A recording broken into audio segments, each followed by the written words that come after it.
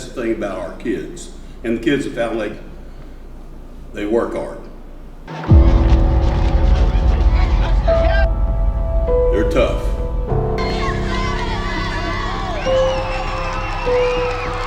They're going to get after it, and they're going to play the very best they can.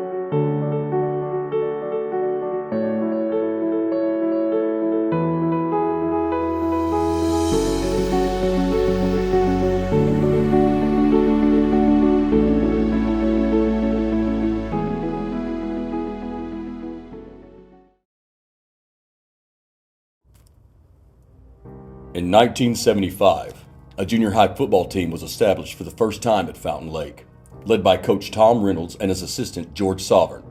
The young Cobras set out to gain experience before eventually moving up to a varsity team. At the time, Fountain Lake didn't have a football field on campus, so the boys practiced wherever they could. In Bud Smedley's yard, on Sargo's field, and at Arbordale. In 1977, Charles Pitts and assistant Ronnie Marvel took charge of the excited Cobras. The first win for the Cobras came against the Arkansas School for the Deaf, winning 36-20. The following year, the program got exactly what it needed, a home stadium, named Half Mile Stadium. The Cobras won their first ever game on the new field, beating the Magnet Cove Panthers. Cobra Steve Ford scored the first ever touchdown on our home field.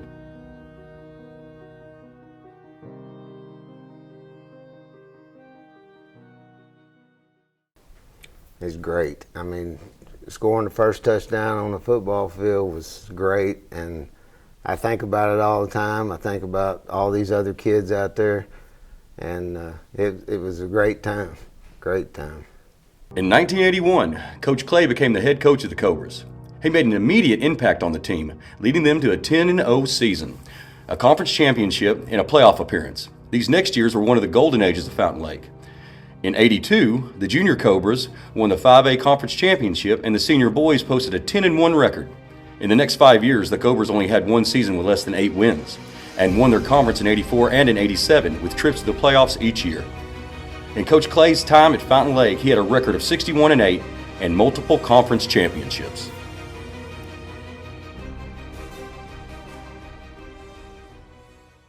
It's hard to imagine that 50 years have passed since the Cobras first suited up, but from our era in the 80s, I couldn't have asked for a better high school experience, and the things that learned from being part of the team and being part of the community. And then, we got to see later on, Fountain Lake won a state championship. What, it's 5 years in a row, went to at least the semifinals. Mm-hmm. 6 years in a row. 6 years. Semifinals. Mm-hmm. So a pretty salty program that we got here in Fountain Lake, and looking forward to what this year is going to bring in the future. One of the things I will never forget, if we lost a football game, we walked in the locker room and Coach Clay would tell us, guys, it's my fault. Mm-hmm. He said, I did not have you prepared. We will be prepared for the next game. And him saying that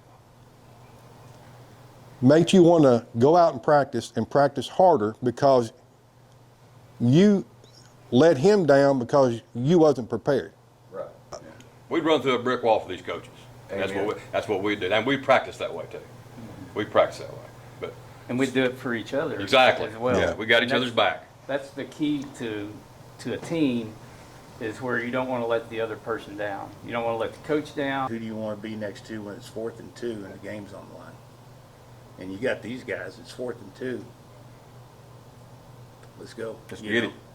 Let's go. Let's go. Straightforward. That would be Red 99. After the 1987 season, Jerry Clay moved on to Lake Hamilton, and assistant John Utley took over the head coaching job at the Fountain Lake Cobras. On the coaching staff was Mark Davis and Doug Roundtree as assistants. Over the next 2 seasons, the Cobras stayed above 500 with a trip to the playoffs. But in 1990, the Cobras faced a big challenge. Fountain Lake was moved up from Class A to Class 2A, which is a significant difference in competition. In the first 2 years after moving up, the Cobras held their own with a 7 and a 5-win season. The change in competition did not change the Cobras' spirit. In 1994, Mark Davis took command of the Cobras, with Danny Ketcherside and Doug Roundtree and John Bryant as assistant coaches. The Cobras were looking for a fresh start. The next years of Cobra football were characterized by ups and downs. Memories were made, relationships have lasted a lifetime were built, and the Cobra spirit was instilled into many young men. While the scoreboard wasn't always in our favor, the Cobra players never backed down and never gave up.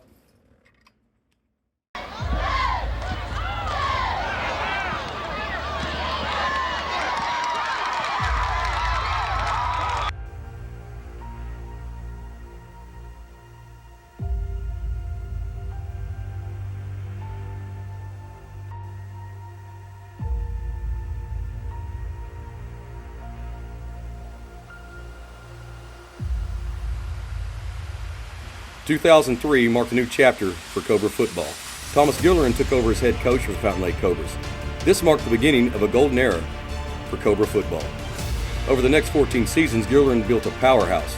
His teams posted 107 wins with 60 losses record, made 10 playoff appearances, reached 5 state semifinals, played in 2 state championship games, and in 2009 brought home Fountain Lake's first ever state title.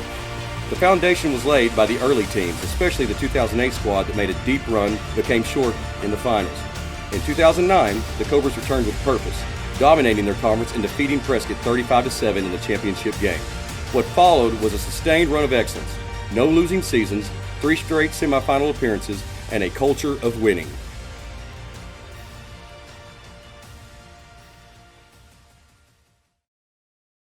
Oh yeah, no doubt. I mean, you know, the community believed into it, you know, and it's just different because Fountain Lake's more, you know, it's not like a town. You know, there's no town there in Fountain Lake, and so it was. But the people of the area that have grown up there and have believed in all sports at our school were excited about where we were going. You know, the big thing that we had to change and all that was the culture of the school and what they believed.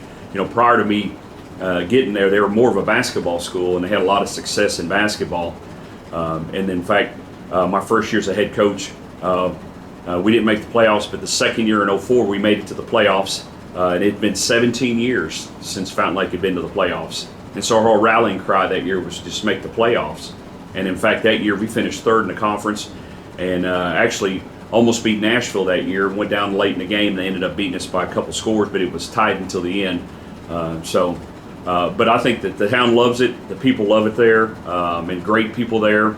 I had some great times there. I love the community. Of course, I lived right there by the school and embraced all the things about, Fountain Lake football and just the school and everything about it. And so it was a huge deal. I know people loved it there, you know, especially for for us, you know, never even been in the finals to be there 2 years in a row and to win one was pretty neat.